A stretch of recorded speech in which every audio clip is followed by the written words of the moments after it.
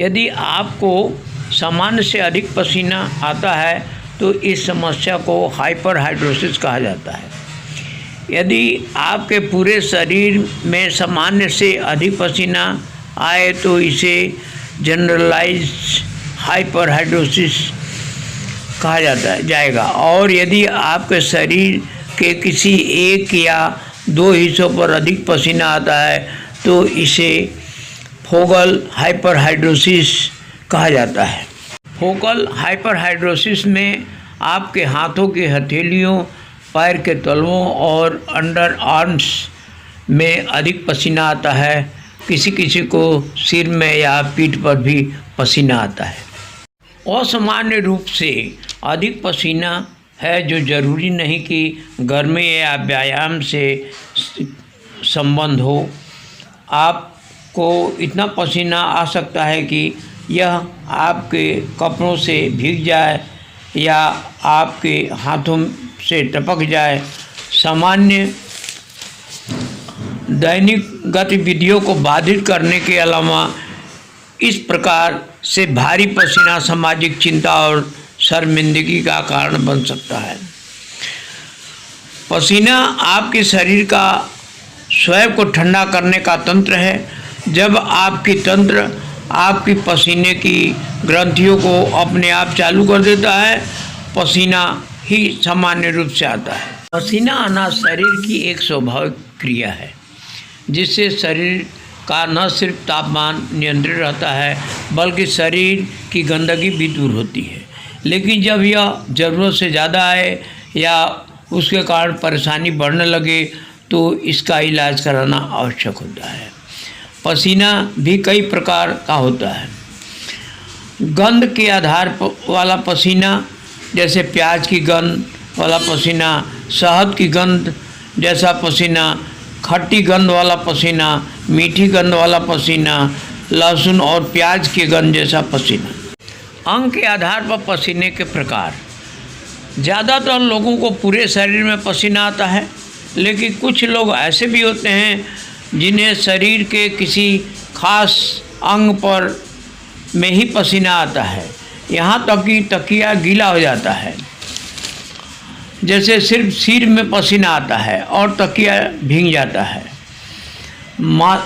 सिर्फ माथे पर पसीना आता है। हाइपरहाइड्रोसिस वाले रोगी को अधिक पसीना निकलता है। उन्हें हाथों की हथेलियों पर अधिक पसीना आता है। बाहर का वातावरण या शरीर गर्म हो या ठंडा, सभी स्थितियों में हाथ गीले ही रहते हैं। इस बीमारी में हाथों की हथेली और पैरों के तलवे अधिकतर गीले रहते हैं। साथ ही अंडर आर्म में भी बहुत पसीना निकलता है। जिन्हें यह सामान्य होती है वह मानसिक रूप तौर पर बहुत परेशान रहते हैं। हाइपरहाइड्रोसिस के कारण: पहला हृदय रोग, दूसरा डायबिटीज़, तीसरा प्रेगनेंसी, चौथा कैंसर जैसे ल्यूकेमिया या लिम्फोमा, पांचवा रेडियल ग्लैंड में जुड़ी बीमारी, छठा स्ट्रोक, सातवां हाइपरथायराइडिज्म, आठवां मोनोपॉज, नौवां फेफड़े की बीमारी, 10 रीढ़ की हड्डी में लगी चोट,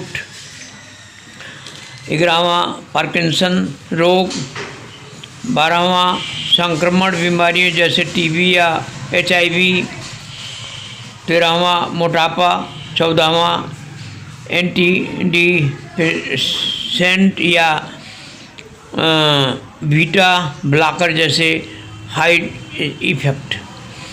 हाइपरहाइड्रोसिस के लक्षण: रात के समय पसीना निकलना। अगर बहुत ज़्यादा पसीना निकलने की वजह से रात में आपकी नींद खुल जाए या फिर सुबह उठने पर आप देखें कि आपके तकिए का कवर और चादर नमी से भरी हुई है। व्यापक रूप से पसीना निकलना।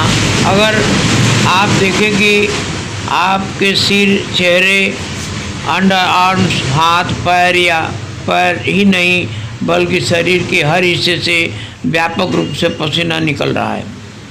असामान्य पसीना निकलना।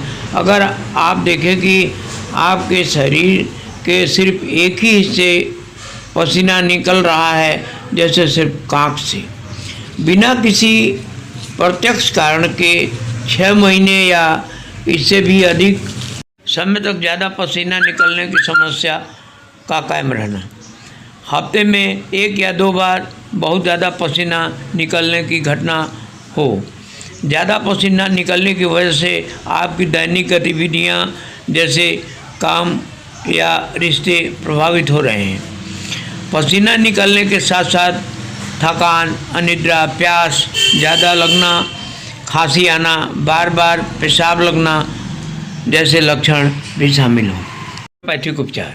सिर में इतना पसीना आए कि तकिया भीग जाए, जैसे पानी पड़ा हो, तब कलकेरिया कार्ब 6x 2 गोली दिन में 3 बार। दूसरा, पसीने में बहुत ज़्यादा बदबू आए तो पेट्रोलियम, सेलिसिया, स्टेफिसेगेरिया, ये तीनों में से किसी एक दवा को 3x 2 गोली दिन में 3 बार। माथे और चेहरे पर ठंडा पसीना आए तब वर्टिगम, बेंजोइक एसिड में से कोई भी दवा 30 4 बूंद दिन में 3 बार। बगल में पसीना आए तो पेट्रोलियम, बविस्टा, इनमें से कोई भी दवा 30 नंबर का दिन में 3 बार 4 बूंद लें। हथेली में पसीना आए तो कलकेरिया कार्ब या कास्टिकम 6x 2 गोली दिन में 3 बार। पैरों में पसीना आए तो पेट्रोलियम 30 4 बूंद दिन में 3 बार लें। प्याज की गंध वाला पसीना आए तो विभिष्ठा 30 4 बूंद दिन में 3 बार लें। ये पीले दाग छोड़ने वाला पसीना आए तो मार्शाल या कालीबाइक्रोमेट, दोनों में से कोई एक दवा 30 2 बूंद दिन में 3 बार लें। खाना खाते समय पसीना आए तो कलकेरिया कार्ब 6x 4 बूंद दिन में 3 बार लें। सिर को छोड़कर सारे शरीर में पसीना आए तब रस्टक्स 200 दिन में 3 बार 4 बूंद लें। बदबूदार पसीने के कारण सिर, माथा, गला, मुंह सब भीग जाते हैं। पसीना आना स्वास्थ्य के लिए लाभदायक होता है, लेकिन ज़रूरत से ज़्यादा पसीना हानिकारक होता है। उसी तरह पसीना रुक जाने से भी स्वास्थ्य संबंधी दिक्कतें होती हैं। पसीना रुक जाने से बुखार, जुखाम, दस्त, सूजन, गले में तकलीफ, शीत पित्त आदि हो सकते हैं। इसके अलावा ड्यू वगैरह लगा के रोकने से फोड़े भी हो सकते हैं। जब अधिक पसीना खराब गंध के साथ जुड़ा होता है तो उसे बोम हाइड्रोसिस के रूप में जाना जाता है। लहसुन गर्म वातावरण बर्दाश्त नहीं कर सकता, उसे सल्फर 30 4 बूंद दिन में 2 बार देना चाहिए। प्याज का गंध आए, हाथ पैर में जलन होती हो, जबकि अधिक से अधिक पसीना होता हो तो बोविस्टा 30 4 बूंद दिन में 3 बार देना चाहिए। खट्टा, अक्रमक, कमजोरी, लार अत्यधिक बहना हो तो मार्कसाल 200 4 बूंद दिन में 3 बार देना चाहिए। जलते हुए चमड़े की गंध आए रोगी के पसीने से तो उसे ट्यूबरकुलोसिनम 200 2 बूंद दिन में 2 बार देना चाहिए। उन व्यक्तियों के लिए बहुत फ़ायदेमंद है जो गर्म मौसम में भी ठंडा को सहन नहीं कर सकते।